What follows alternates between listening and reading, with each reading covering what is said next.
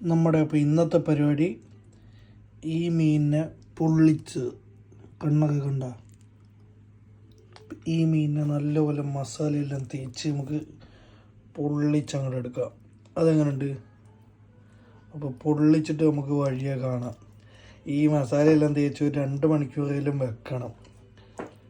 അപ്പോൾ ഇതെല്ലാം തേച്ച് പിടിപ്പിച്ച് എല്ലാം സെറ്റായി ഫ്രിഡ്ജ് കയറ്റി വെച്ചിട്ട് വഴിയെ കാണാം. ഓക്കെ, അപ്പം ഞാൻ സെറ്റ് ചെയ്യട്ടെ. A few moments later.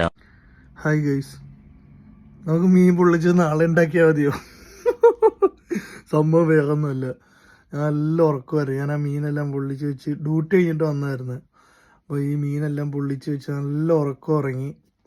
ഉറക്കം എണീറ്റിട്ട് ചെയ്യാമെന്ന് വെച്ചാൽ, പക്ഷെ എന്ത് ചെയ്യാനാ, ഇപ്പം എണീറ്റ് എൻ്റെ കണ്ണ് പോലും തുറന്നിട്ടില്ല. എണീറ്റ് വന്ന് ഞാൻ ഫ്രിഡ്ജ് തുറന്ന് മീനെടുത്ത് വെച്ചിട്ട് ഫോയിൽ പേപ്പർ നോക്കുമ്പോഴത്തേനും ഫോയിൽ പേപ്പർ തീർന്നു പോയി. ഇനിയിപ്പോൾ നാളെ പോയി അത് മേടിക്കണം. എനിക്ക് വയ്യ ഇനിയിപ്പോൾ പോകാൻ. അപ്പോൾ ബൈ ഗൈസ്, നാളെ ജാതികളെ മീൻ പൊള്ളിച്ചത് നാളെ തന്നെ ഞാൻ കാണിച്ചിരിക്കും. Okay, set. സംഭവം ഇതാണ് കേട്ടോ. ഇനി ആർക്കെങ്കിലും സംശയം ഉണ്ടെന്നുണ്ടെങ്കിൽ ചോദിച്ചേ. ഫ്രിഡ്ജിൽ ഇരിക്കണം മീൻ ഞാൻ കാണിച്ചത് ഇപ്പോഴും. Okay, set.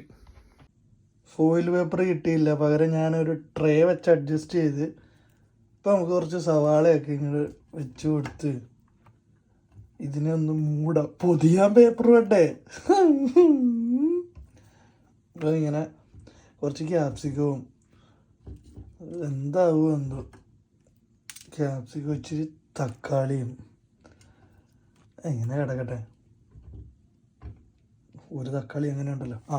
ഇതിനെ നമ്മൾ ചൂടാക്കി പ്രീ ഹീറ്റ് ചെയ്ത ഓവൻ്റെ അകത്തുനിന്നാണ് നമ്മൾ വെച്ചിട്ടുണ്ട്.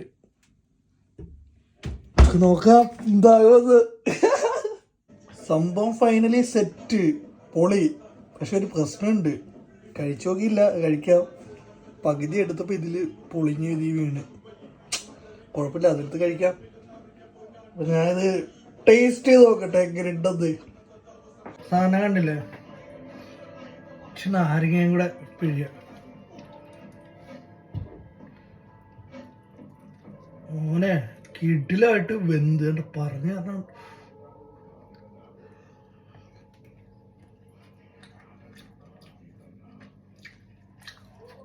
ഞാൻ ഉണ്ടാക്കിക്കൊണ്ട് പറയണല്ല, പോളിസാണ്. കണ്ണിൽ നിന്ന് വെള്ളം വന്നു ചൂടടിച്ചിട്ട്.